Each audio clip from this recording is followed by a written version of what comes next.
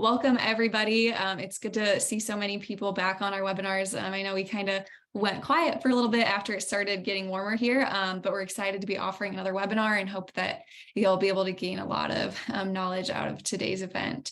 So before I pass things over to Stephen, I'm just going to touch a little bit on Chop Local and what we do and what we can offer you as a business. I'd also like to mention, if you're not signed up for our email list, we'd love to have you. So if you just visit sell.choplocal.com, you can go ahead and get signed up. You will also be able to find recordings from all of our prior webinars. So go ahead and check that out. But Chop Local is an online farmers market specifically for meat. And so we have a small team comprised of farmers and small business owners, a lot like most of you who are on our webinar here today. So the mission of growing small and local businesses and also selling meat to direct to consumer is very important to us. We know that there are over $125 million being made in online meat purchases every year. And so we want to help you be able to offer that as a service to your clients as well. We offer a cost-effective solution for you to be able to sell your meat online while also providing a high level of technical support. And that is through online stores and also a variety of marketing services that we can help you with. So if you're interested in selling your meat online, or just you want to start a website or talk about social media, we can help you with all of those things. And we'd be happy to chat with you about setting up a plan to do that. So if you're interested in selling your meat on Chop Local or just chatting with us about what we can do to help your business, we'd love to have you reach out. As I mentioned before, visit sell.choplocal.com to kind of learn more. And then what you'll do is fill out our vendor inquiry form. Once that's filled out, you'll have a member of our team reach out to you just to chat more about what working with Chop Local looks like. So with that, I know that's kind of a quick overview of Chop Local. As far as the webinar goes, we do have the chat or the Q&A feature enabled. Sorry about that. So go ahead and put your questions in as you have them. And we'll be happy to answer those at the end. But with that, I'll just pass things back over to Stephen. Amazing. Thank you so much, Sydney. And I will share my screen. I'll just say thank you again, Sydney and Katie, both from Chop Local, for organizing this and for all the other educational resources that you guys have been putting out. It's been really, really helpful for me to be able to join in on some of them and learn, watch the recordings. And then I've also heard really good feedback. So if anybody else, if this is your first time hearing about Chop Local, I definitely recommend you follow and at least make contact and follow maybe the newsletter or something so that you can hear more about them. It's a really great service. But mainly what I'm talking about today is the local meat capacity grants, also called the local MCap. And I do want to provide a bit of a disclaimer. So the local MCap, it is a new program. So there are a lot of unknowns, both for the people who are applying for the program and then also for the people reviewing the application. So some of the more established programs that happen annually, there's been a lot of questions about how things are going to be interpreted that are able to be ironed out each year as it goes on. And both the applicants and the people who are reviewing are able to have a shared understanding. But as with any new program, there are going to be different ways of interpreting things, and that creates more cracks for there to be potential problems. So I always like to say that the person who's issuing the opportunity, in this case, it's the Agricultural Marketing Service from the USDA, they're always going to be the best source of information for anything having to do with the grant. People like me can provide information based on our experience, but there's always going to be some element of interpretation that goes into that. So take everything with a grain of salt. I'll try to identify where there's a little bit more interpretation going on and where I try to reduce it as much as I can. So I think we'll be able to get through it. A little outline for the presentation today. I want to go over why this funding is important. We'll go over the local MCap generally, and then we'll talk about the different specific application types. I'll give you some tips on how to start working on an application today, and then how to make sure that you're leveraging this application into the future. And I'll end with just a broad overview of Stewards Unlimited, which is our business. So one of the primary points that I want to make is that local processing capacity increases resilience, economic growth, and community. I like beginning with kind of like the motivation, right? You got to start with your why. And I really like Wendell Berry. I think he says a lot of really nice things in both the agriculture and conservation space. And he says that anybody interested in solving rather than profiting from the problems of food production and distribution will see that in the long run, the safest food supply is a local food supply, not a supply that's dependent on a global economy. I think that a lot of the funding that's coming out right now, and the USDA in particular, are kind of agreeing with this and moving in that direction and showing that there's a way to increase a lot of resiliency and promote economic development in some areas that have been traditionally underserved in the past. And so this is an opportunity to take advantage of that, and for a lot of these smaller communities to really benefit. So the local MCap is a great opportunity to improve your current processing business. So the stated purpose of the program is to build resilience in the meat and poultry supply chain. It's not on the production side, it's not on the market side, but it's throughout the entire supply chain. And so it takes a pretty big picture view. The main way it does that is by increasing processing capacity and promoting more competition in the sector. And so $75 million is available for awards that range from $10,000 all the way up to $5 million, depending on the project type.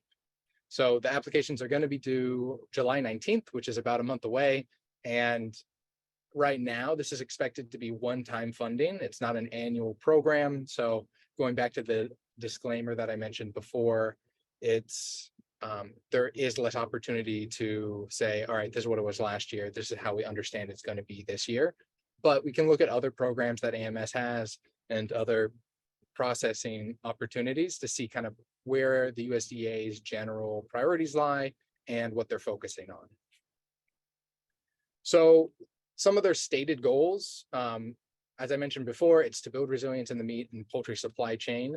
But alongside that, they want to expand and diversify meat and poultry processing capacity, increase producer income, provide producers an opportunity to have ownership in processing facilities. I kind of grouped these bullet points by who it's impacting, right? And so this first bullet point is showing the primary focus is on producers. And so that is one of the main markets that this grant is focused on, that even though you are likely a processor who's applying for the grant, they want the impact of the grant to reach down to producers. And that's a main, I would say probably the main focus of the program, and the impact that they want to see is on how are you aiding producers.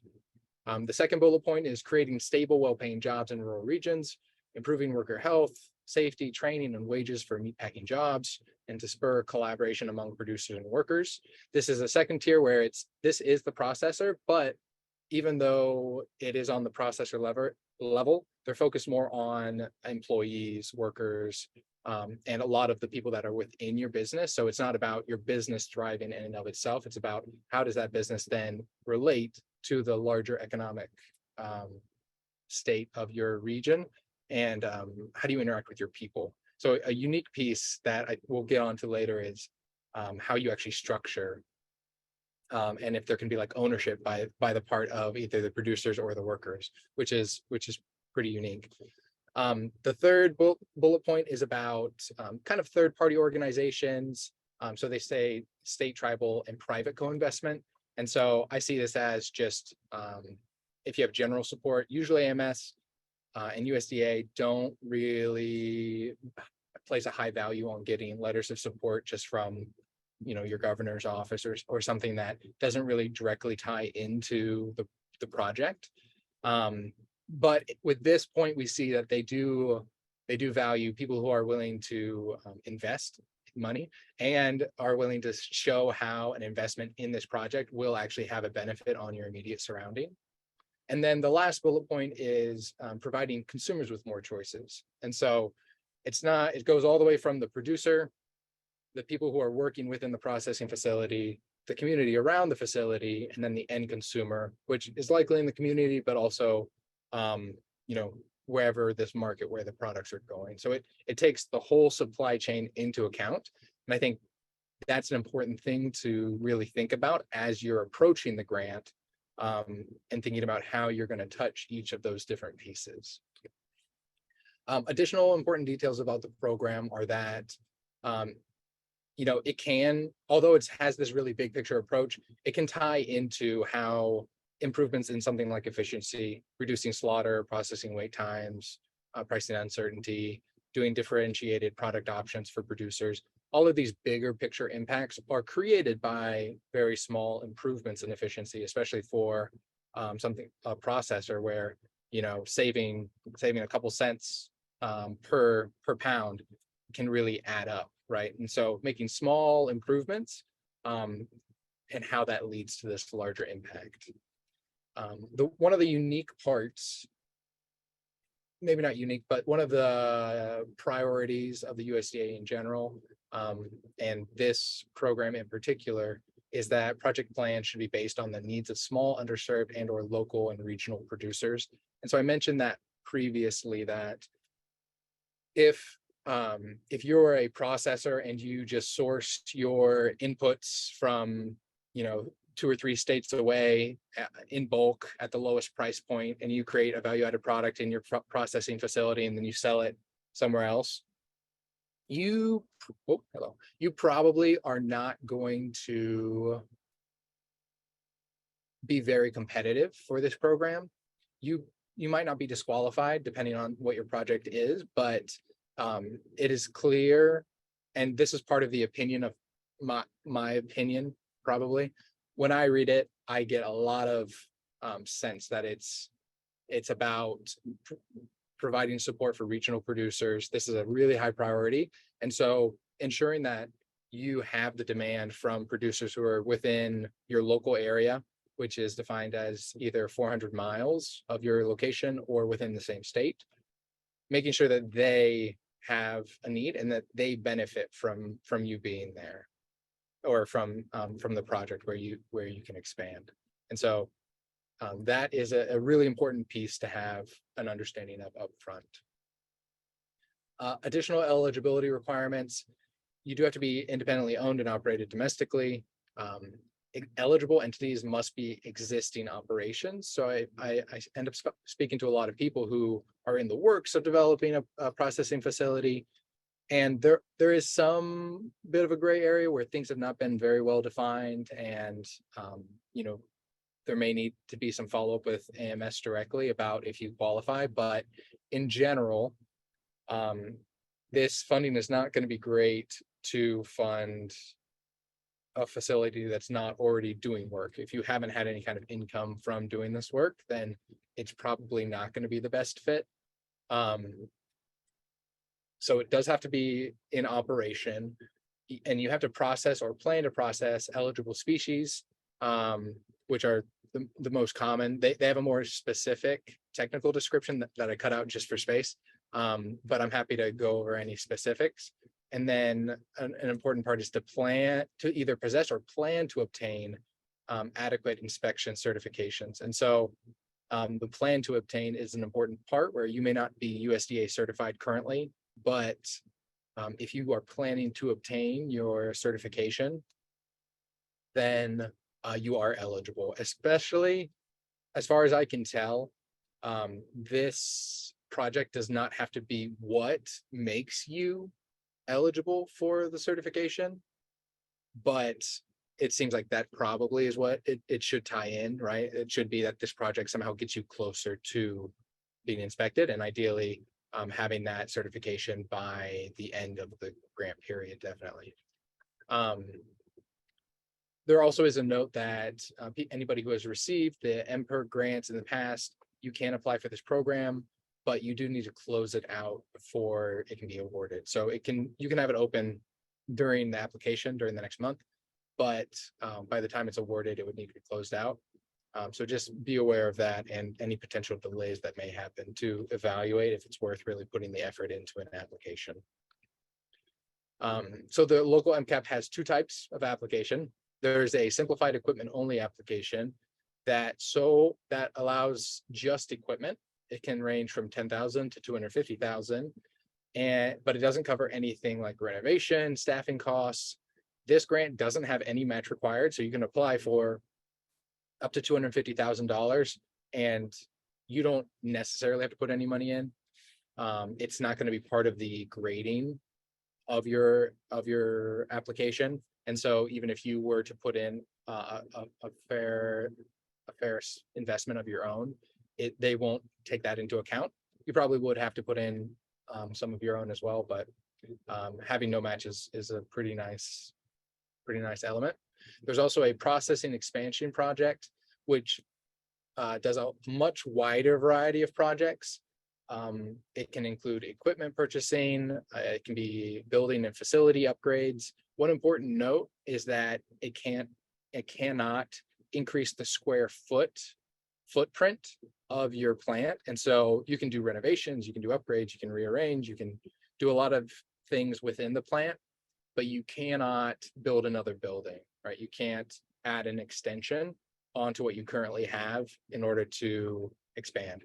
Most processors that I know are pretty efficient with their space already. And so that can be a pretty significant guardrail, but the grants go up to 5 million, and a match of 50% is required. So if you applied for 5 million, you would also need to put in 5 million as well for a $10 million project.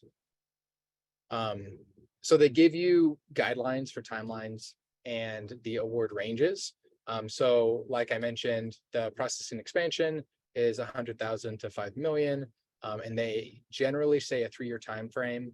You can complete it in under this amount of time, but oftentimes when I'm working with people, we will just set it at the maximum amount, because you can end early without there being any repercussion. It's easy to move the project forward in time, but it tends to be a lot more difficult to move the project to get more time added on. It's just a headache. And so it's better to plan out and tell them that you're building in time as like a risk management strategy, right? Even if you only think it'll take you a month to do something, you allocate 3 months to get it done. And then it just gives you a lot of breathing room throughout. But if you got it done a month ahead of, or 2 months ahead of schedule, then you're able to still continue to implement the project. You don't have to wait until that whole 3 months was up. So a brief brainstorm is that for simplified equipment only projects, you can only do the purchases of equipment. The processing and expansion projects, you can expand your processing capacity. So anything that's improving your production volumes, you can process additional meat and poultry species. You can do new value-added product types. You can do facility alterations and repairs, equipment, and then you can actually do your operational costs as long as it's tied specifically to the expansion project. So you cannot fund your regular operations if you're currently processing, 50 head a day. You cannot then use the grant to pay for you to continue to process 50 head a day in the same way that you have been. Any grant project has to be an expansion, an improvement, some kind of change. But there is a wide variety. I'm not going too far into detail for these right now, and I'll explain why in a moment. But it's important to note that grants are not a short-term solution. So grants should be one piece of a larger funding strategy, right? It's like we have a lot of grants appeal to us a lot because it's like free money, but most grants do require a match. They have to have a lot of infrastructure. You have to track the money over time. It's a lot of admin work to track it and to report on it. Even when the match isn't required, the funder generally wants to see that the grant will increase the capacity of your operation and lead to a greater impact rather than what I call fundraising under duress, right? Where they don't want to give you a grant to prevent a sinking ship from sinking, right? And so usually when you're looking at a grant, if it's going to solve a problem that won't go away with money, with the grant project, then it's going to be a hard sell for the funder, which is unfortunate because there should be more mechanisms to help out in that kind of situation. But usually they don't tend to be very competitive. And so even for this particular program, one of the goals is to leverage additional capital from the state, local, or private organizations as well. So they want to see that other people are investing in what you're doing. Other people think it's a good idea. They just want to help tip you over and build that extra capacity to have an even bigger impact. Competition for this program is also going to be very high. So other businesses have been preparing for these applications for the past year. They're going to have well-developed project plans. I remember when the MCap came out last year, I had probably 30 people reach out about applying for that within, a very short time frame. And that one required that you have a third-party feasibility study completed, which was not realistic to get done. I think it was a 30-day application window, and it takes months to complete these like third-party feasibility studies. And so a lot of the people that I talked to at that time have since hired third-party consultants to prepare things like the feasibility studies or business plans. And so they've had a year of working through this planning process with the expectation of more funding coming down the lane. And so they have a pretty polished application, and they're pretty prepared for this program, and a lot of people have been looking for it. And so it's also worth noting that processing expansion projects have more categories of evaluation, which lead to reduced scores for most people. And so my recommendation is that most processors should apply for the simplified equipment only projects. Although it is a smaller dollar amount, there are a lot of benefits. It's likely if you're joining this call and you haven't already begun an application for this project, the simplified application is likely going to be your best bet. There are fewer categories of evaluation, which we will go over in just a moment, that are going to help you get a higher score. As far as I know, there are not separate funding buckets for the full application and the simplified one. They're both going to be graded and then they'll be scored. And so the focus should be on getting the highest score you possibly can. And when there are fewer categories of evaluation, that becomes much more realistic. A simpler application will take a lot less time. Usually when I work with people, we have a 1 month period of working through a grant. It's not very realistic to pull it together over 1 or 2 weeks. And so we're about a month away from the application date. And so a simplified application will provide you the opportunity to put in something that is well done without it taking all of your time and creating a lot of stress. And then obviously the match requirement, it does open the door for a lot of smaller and underserved businesses, which is really admirable.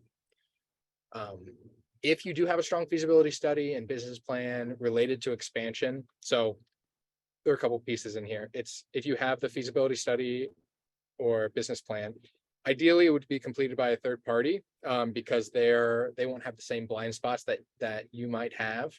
And it's related to the expansion that you're wanting to do, not just a general market analysis that maybe has been done for like your whole region or your state or something. That's still helpful, but that's not exactly what I'm talking about here.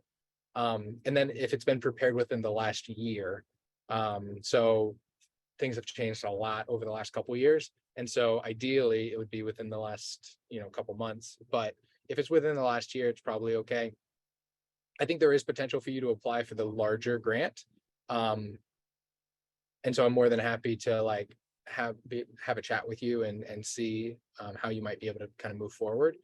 But I do think even with all those things, it would be a very stressful month because a lot of different things have to come together through that grant application process. And It's just a much more complex grant to pull together.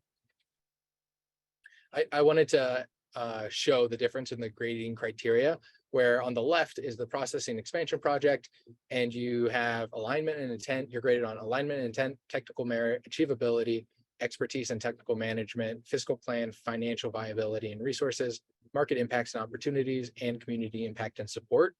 And compared to the simplified equipment only application, which is only graded on alignment and intent and the market impact and opportunities.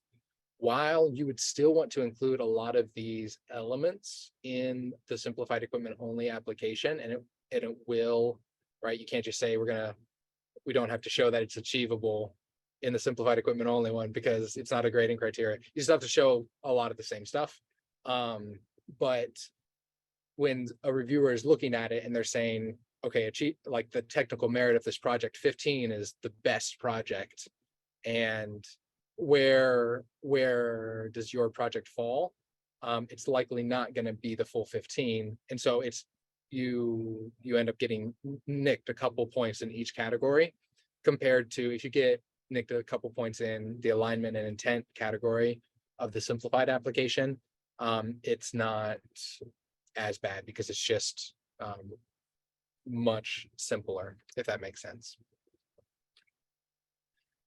So to go a little bit deeper into the requirements of the simplified equipment only criteria, for the alignment intent, they have 6 points. I cut out 2 of them because they're basically just follow the rules and have a budget that makes sense.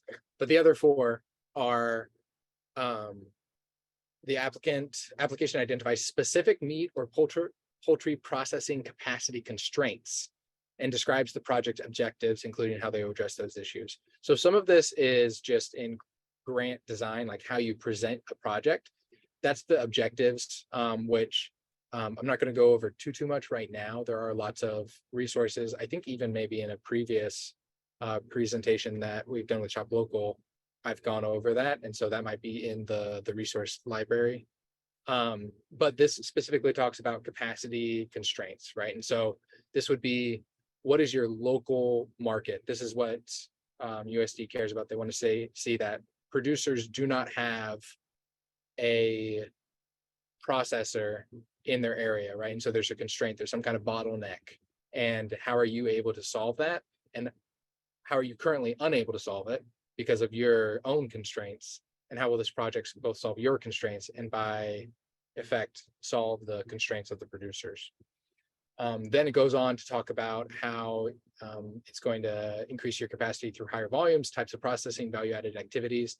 This gives you an opportunity to tell a story about what the actual impact is if you're just increasing efficiency and being able to process more because you have better machinery and do higher volumes. If you're able to make new products and offer new products that your local producers are asking for, and you can demonstrate that there's a market for, things like that, increase their price premium, increase what the value that they can get back for their meat. That is really what they're looking for here.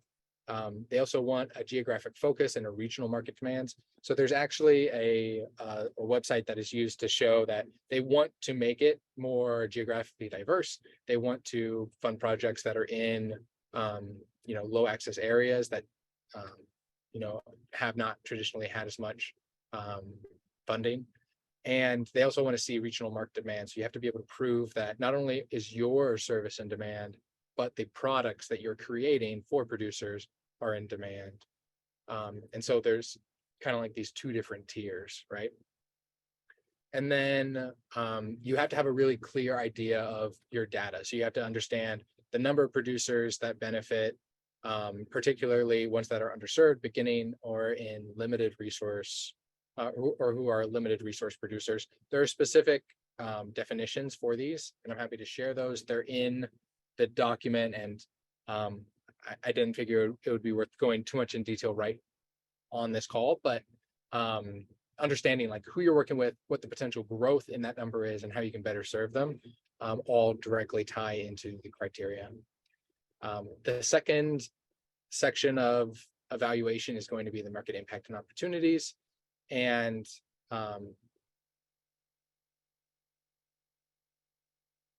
it's showing how there is a market and how this grant is able to meet that market demand, right? And so it's kind of what we've touched on before.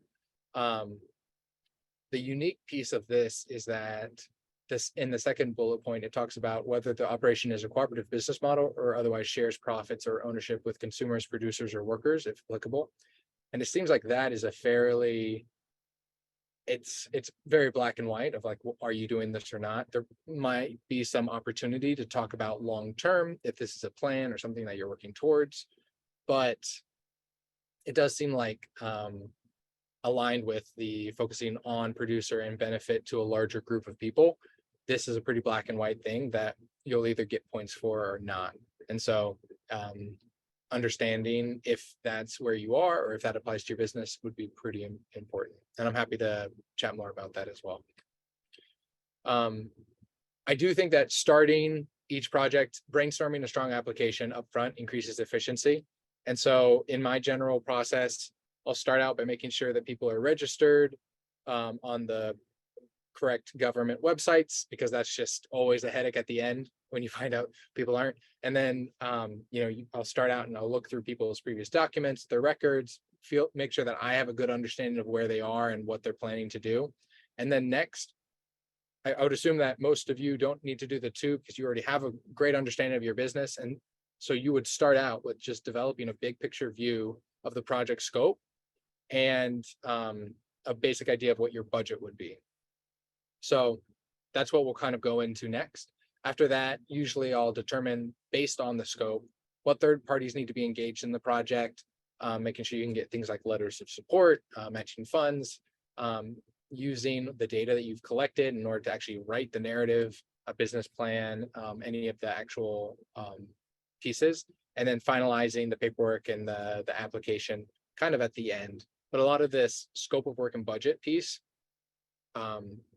these are the pieces that as they change, your narrative changes too, right? And so it's always really important to start with your scope of work and your budget to make sure that you're knowing what you're doing and you can confidently then write your narrative rather than starting with the narrative, because that's the fun part. And then you get to your budget and you can't afford half of the stuff that you're wanting to do. And then you have to change your narrative to reflect your actual budget. So for developing a simple scope of work, you likely already have an intuitive idea of what kind of equipment would have the biggest impact on your business, right? Nobody knows your business better than you. You probably have 1,000,001 ideas, but this is our biggest bottleneck. This is the biggest challenge for us right now. I would encourage you to write those pieces of equipment down right now and just say what they do. A grant is just a medium by which you communicate with somebody who's willing to give you money. And so communication is the key to everything here. And so the more you can write down, you can have somebody like a grant writer come and help you formalize it and structure it up, but you can do this on your own. I have a lot of confidence in people's ability to complete this application on their own. But you just have to start somewhere. And most people can get pretty intimidated by the template and by the idea of it needing to be perfect. But if you just start writing, that is also what you'd have to do with a professional. You'd be able to write it down first and then polish it afterwards. So first thing is just to write it down, write down the equipment, what the equipment does. You'll want to get quotes for the equipment because that's where your budget will come in. And you'll understand how many pieces of equipment you can get within this grant project. And that will determine kind of the limits, right? And then after you understand how many pieces of equipment you can get, if it's like a smoker, as well as other processing equipment, or if it's just the smoker, write down all the other tasks that you would need to do in order to get the equipment ordered, installed, operational, and streamlined with the rest of your business, to make sure that you understand what your next steps are, what is the scope of work for the project, and what the impact would be. Although it's usually trimmed down and it gets polished for your application, you can't write too much of it down because, like I said earlier, if these pieces change at the end, it really impacts your narrative. And confusion about details is one of the biggest reasons reviewers score something lower. Either you don't provide enough detail, you provide contradictory details because you've like changed it somewhere and you didn't make sure that all the changes were consistent, or you just didn't explain it well enough. And so I'm a fan of getting everything down on a page and then polishing it at the end.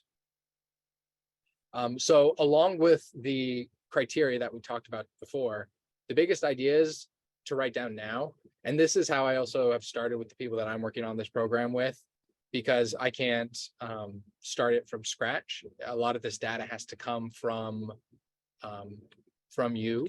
And so I would say that regardless of whether you're planning to work with somebody on this project or if you're planning to apply for it on your own, these are some big picture categories that you'll want to collect as much data on as you can.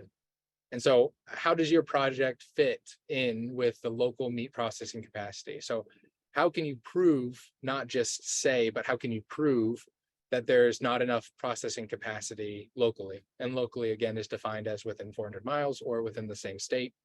Are there third-party organizations that track that kind of thing that you can quote?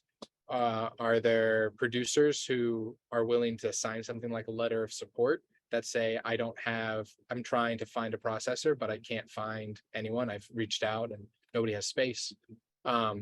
What are the sources of information? Are there like economic development corporations or other third-party institutes that are willing to testify to the fact?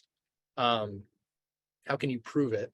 And then how can you prove that there's a market for the products? Similarly, you can use just general data from a Google search that shows that meat sales has increased by 9% every year or something. And that's fine. Sometimes I would definitely try to find something more regionally based. And if you could find more of a guaranteed market for something, like if you were able to work with a producer and they say, I could sell through this distributor, but I need to be able to increase my production and meet these kinds of numbers. And you're able to have a letter from both of them that says, this producer is willing to supply the product. We have a market that's very interested, and they're willing to say that, that is a market. As long as we can hit certain production numbers, that is a very compelling letter to include with the application that proves that there's a market for the product. You need to understand what your current operational efficiency is. A lot of people are intimidated by budgets and Excel spreadsheets. I don't blame you. It's not fun, but understanding your margins is really important here. And so you need to understand, what equipment do you use, how often, what's the total capacity of the equipment. So if you're only utilizing something 30% of the time that you could be using it, it's going to be harder to apply for a grant to upgrade if there already are efficiency improvements that could be made without a large capital investment. And so understanding what your current efficiency is will help you say, we've tried everything else, we have to now infuse capital. So it'll help your storytelling that way. Or you can say, we are unable to use one of our pieces of equipment to its full capacity because of this other bottleneck.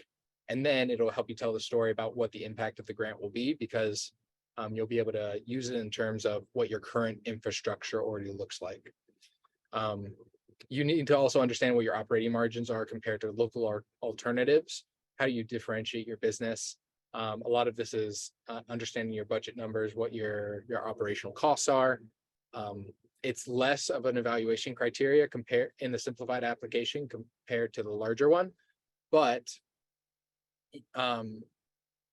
ideally you'll be able to tie it directly and say, if we buy this piece of equipment, it will improve our production by 5 cents a pound of meat, and over 100,000 pounds, it'll be this much increase in profitability. And understanding, like, being able to make those kinds of claims and those kinds of operational assumptions can be really compelling. And so, but you have to understand where you are before you can understand how a project or how an investment like this would benefit your business. Other ones are, what are your biggest barriers to growth immediately and over the next 10 years? And so if this program doesn't directly solve your problems, you can tell a bigger picture story about your business over time. So you still can be competitive if this is like creating resiliency, or it's just making your services accessible to a broader range of people, or it's setting you up for the next stage of being able to do that in a more substantial way. And then are there longer term benefits planned for the employees or producers that can be highlighted? So back to that management structure piece, even if that's not part of what you're doing now, if that's ever an intention, then and showing how this project can kind of move you in that direction can be pretty compelling.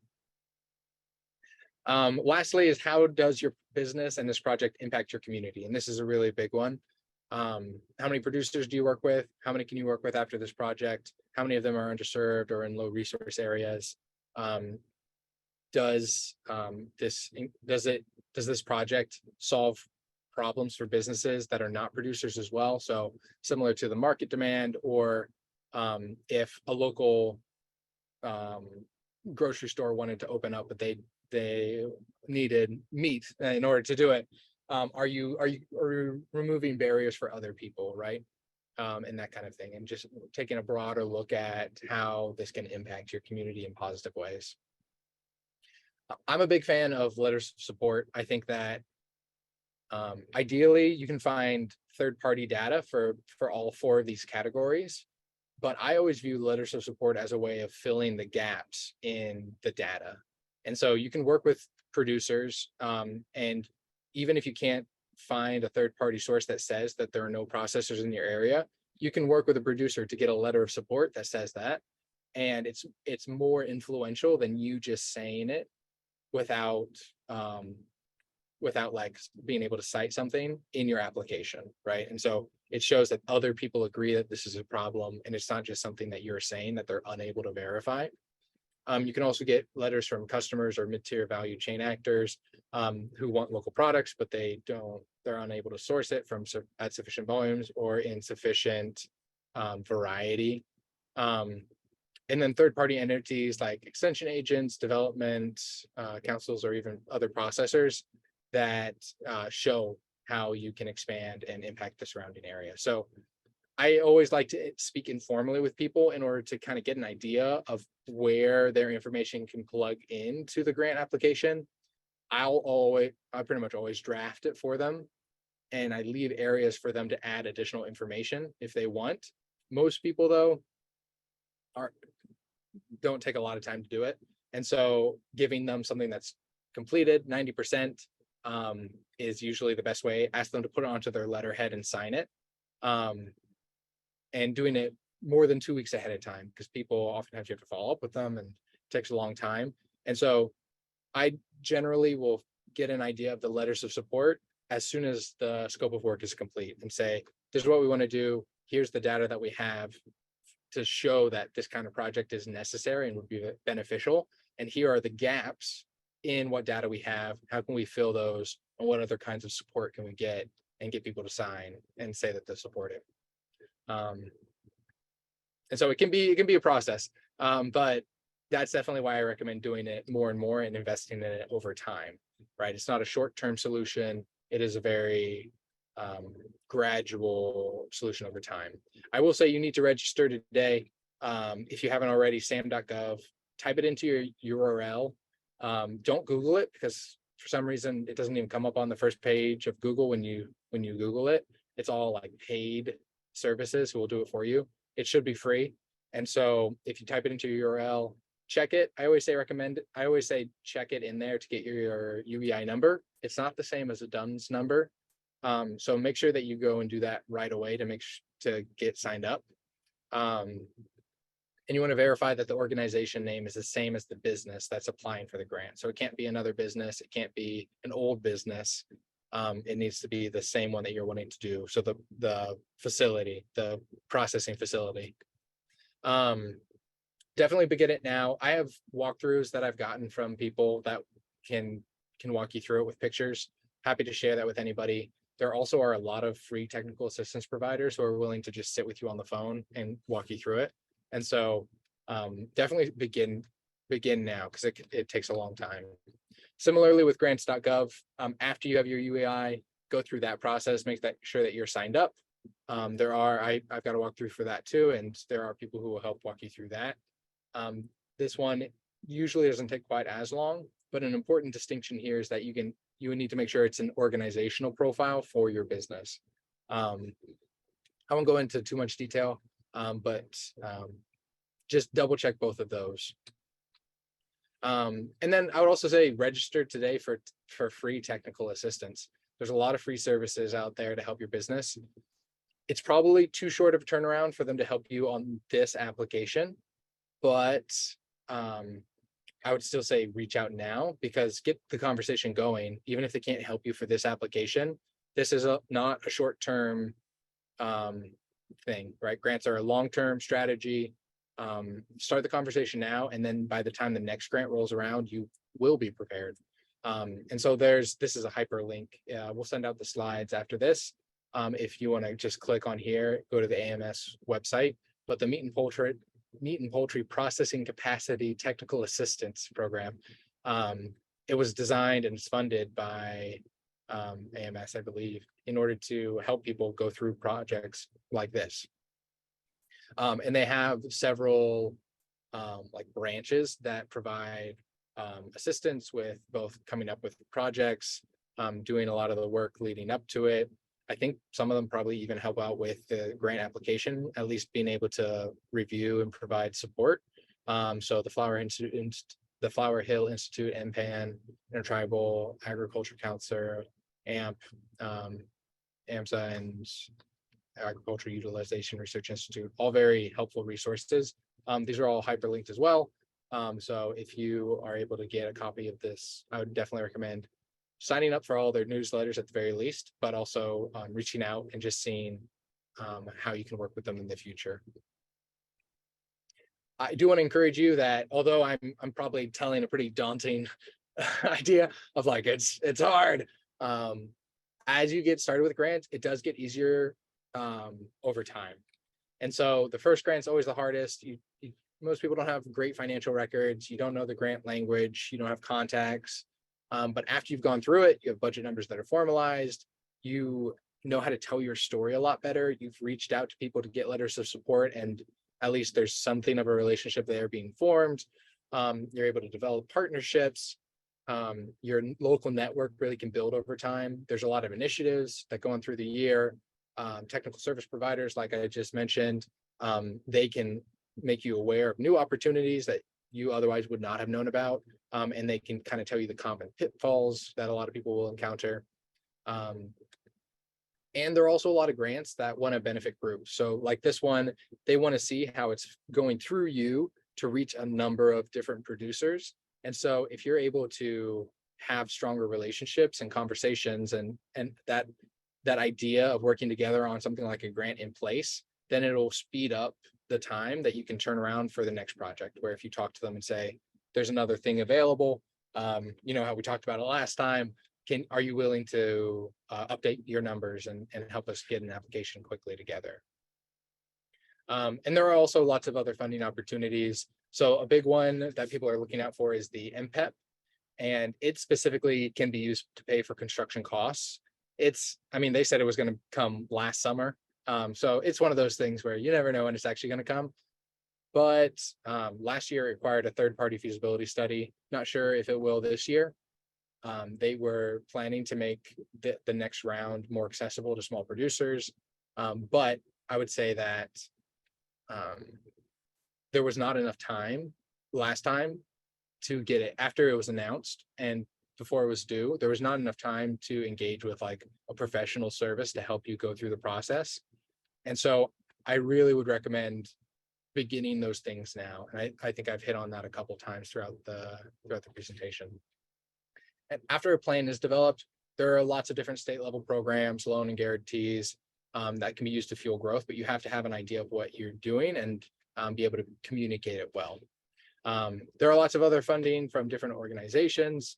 That is kind of where my organization comes in. We help people to navigate that and keep an eye on it as well. We do have overviews, a list of different funding opportunities that are available. We're happy to share them if you want to reach out. Grants don't cover all of your activities oftentimes, but usually I view it as a money in, money out kind of thing. If you're able to get money into one piece of your business, it's freeing up money to go into another area. So we help. Stewards Unlimited is the name of my business. We're a agricultural organization, business development consultancy and grant writing agency, and we help organizations grow with confidence.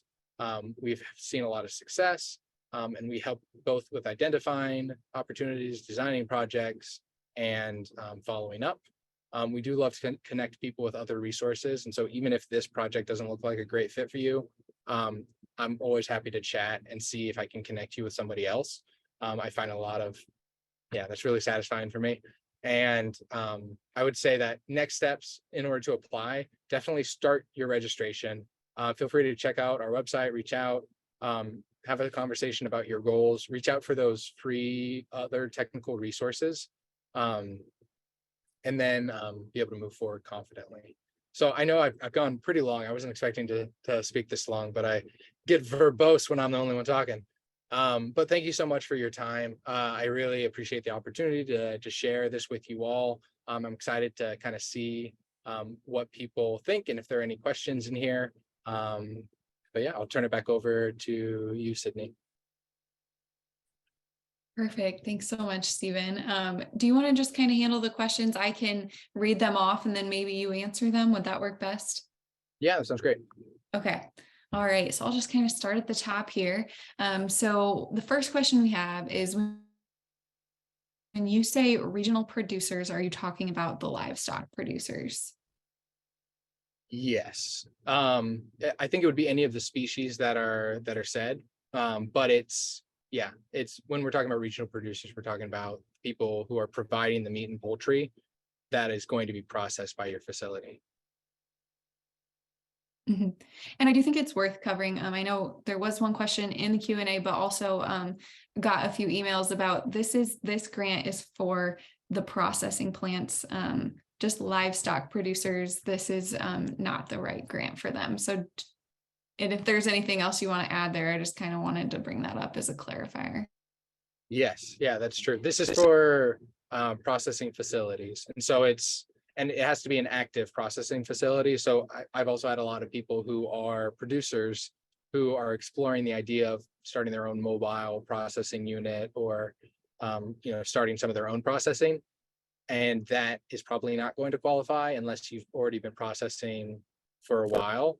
Even if you've been processing for a while and you can demonstrate that, the ultimate goal of the grant is to benefit a large number of producers. And so even if you are processing just your own, you're probably not going to be very competitive to get the grant if it's only going to continue to be yours, right? Or even if you add on one or two others, because they want to reach a large number of producers. And so I'm happy to chat more specifically about anyone's context, but just on the competitive side, you probably wouldn't be the best. Thank you for clarifying that for me, Sydney. No, yep, that's good. Next question, can software be considered a part of equipment? That's interesting. Usually equipment is defined as something that's above $5,000 in value and has a useful life of longer than 1 year. And so I think it might depend on what kind of equipment it is. If it's part of like a larger piece of machinery, I think it probably would. But I'm not quite sure. I'd probably follow up with AMS about that. Perfect. Okay. So we had a few questions in here about the socially disadvantaged groups and how that plays into the grant. So I'll kind of try and tie them together. So one person says, it looks like women-owned businesses do not seem to qualify as a socially disadvantaged group. Is that your understanding as well?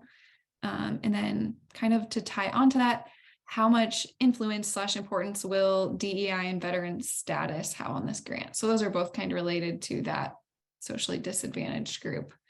Yeah. So unfortunately, AMS does not seem to include women-owned businesses in the socially disadvantaged farmer and rancher, but you can be registered under the SBA instead. And so on the location in the RFA, you can, if you qualify under the SBA regulations, I think you can apply for that. But under like disadvantaged farmer and rancher, AMS does have a slightly different interpretation, so women wouldn't qualify. And then for the other one, the DEI and veteran status, veterans and minorities are considered under that qualification though. And so you would qualify for it.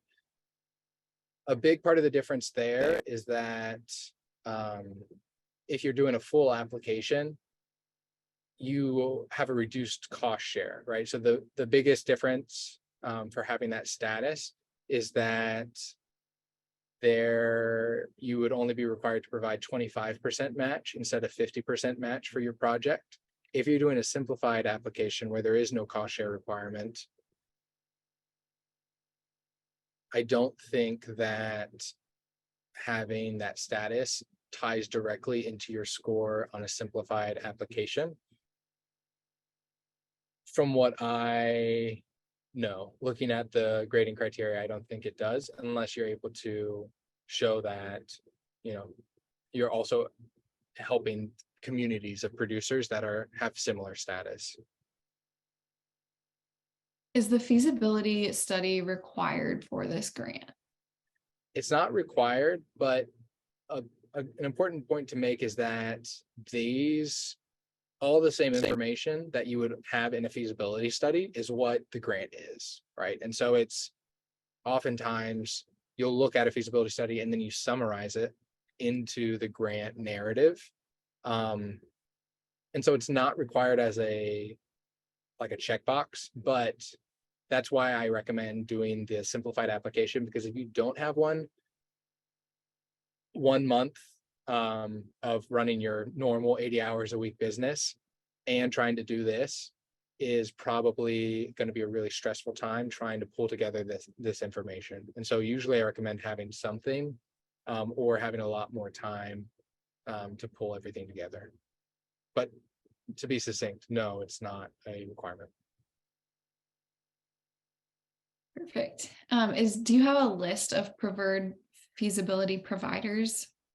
So I kind of do. I have people that I've worked with in the past that I like. I'm happy to share that as well. I probably wouldn't send out the list, but I'd be happy to, if you wanted to reach out, I'm happy to talk to you and see who I'd recommend connecting you with. Through the technical assistance providers that I mentioned, I think some of them do have like networks and just resource lists of people who do stuff, who can provide feasibility studies and grant writing as well. I know of one in particular from the Flower Hill Institute is easy to find. So they're at the top of the list there if you want to check them out. They have kind of like a repository of people who provide services around this kind of thing. Great. This seems like somebody might have had a little bit of trouble with their SAM number. So they tried to get their SAM number, found it hard to answer all the questions. He must have paid a fee or some sort of money, but tried logging in and it says he doesn't have one. Do you know where they can get help with that or be able to find that number? I don't know. That's a good thing that I should look into though. And that's what I mentioned and tried to caution against. If you just Google sam.gov, a lot of paid services will come up and they're scams. And so unfortunately, there's not too much I can say. Okay. So provided the money is granted, what is the timeline that it needs to be spent in, and what happens if not all of the money is used? Sorry, I was distracted. Can you say it again? That's okay. Provided the money is granted, what is the timeline that it needs to be spent in, and what happens if not all of the money is used?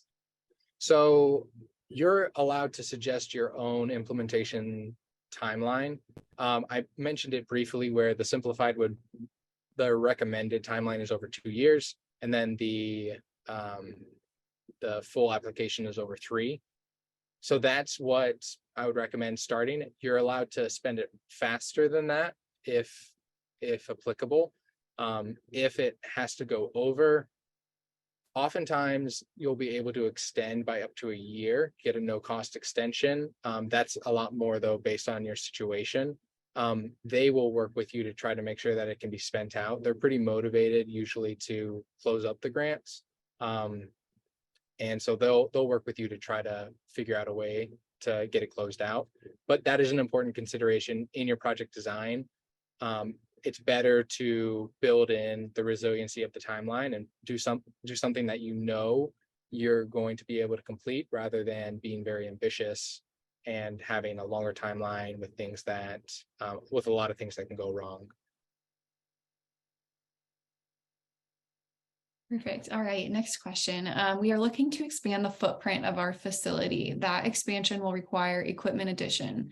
Would this qualify under the equipment only grant?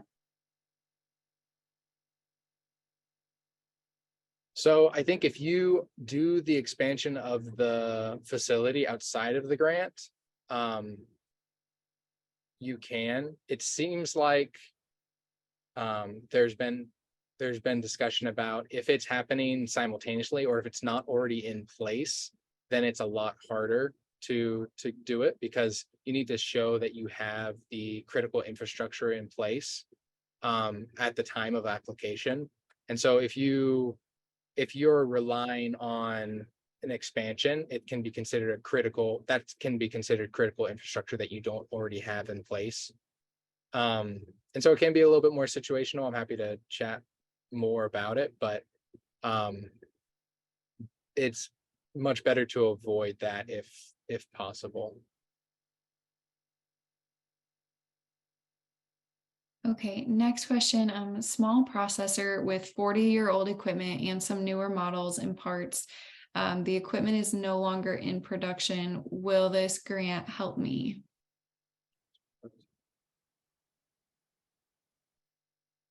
I think so, yeah. It's you can use the funding to upgrade your equipment. If you're not expanding the square foot, the footprint of your facility, it can go towards upgrading and improving the efficiency of your older equipment.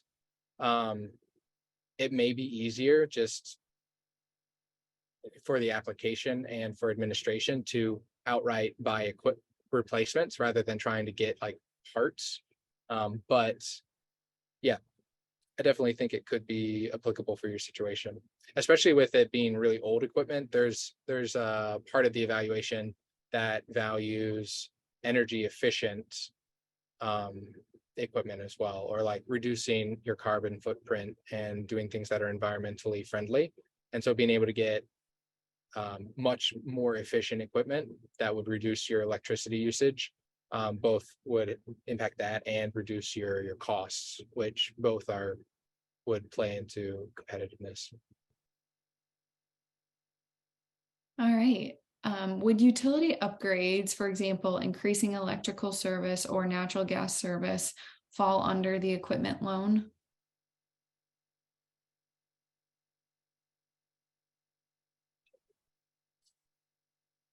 I am not sure. I'm not sure I understand the question well enough to really answer it. Okay.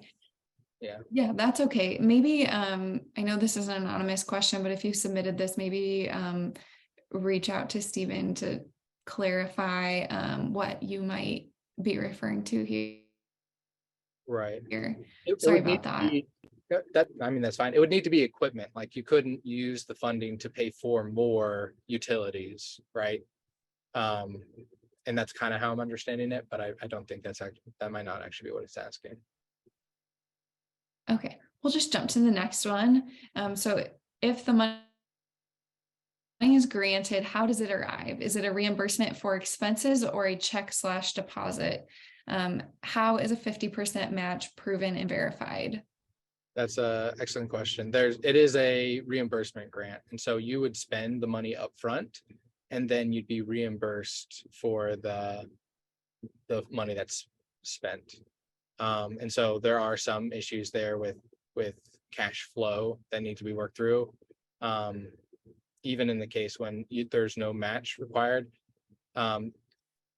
When there is the 50% match, they only reimburse you for 50% of the cost. And usually they will keep, you work with a representative that will make sure that you don't kind of exceed that 50% mark, even if you allocate a lot of your match to be in one category and all of the grant funding to come through equipment. Usually they will keep it at any one time that they've only ever paid out 50% of the total investment that's been allocated for the grant. I don't know how well I'm explaining that, but they track it and they help you make sure that you're doing the 50%. Perfect. Next question. We are writing for multiple pieces of equipment. Do you suggest a certain number to stay under? No, I would say more look at the impact, and in the grant they have objectives for you to talk about, like what are your objectives for the project.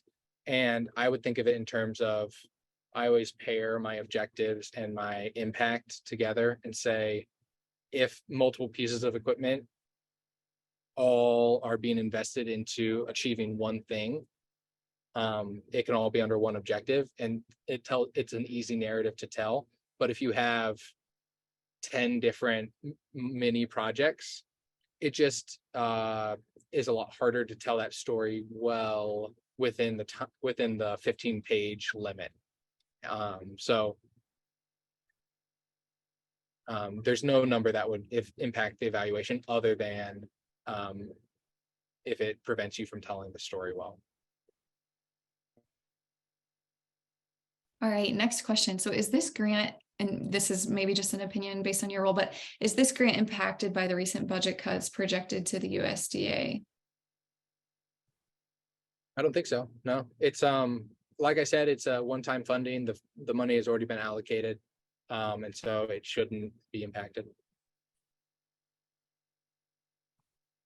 All right. Well, if anybody else has any questions, I don't see any others in here right now, but if you have more, feel free to reach out to Stephen, or you can reach out to us at Chop Local if that's easier, and we can kind of direct you his way. I do also see. Thanks so much for joining us. Go ahead. Sorry, I did also see that there is, and I should have mentioned it during the presentation, they do have a template that you should follow. And so use the templates they provide for completing the application.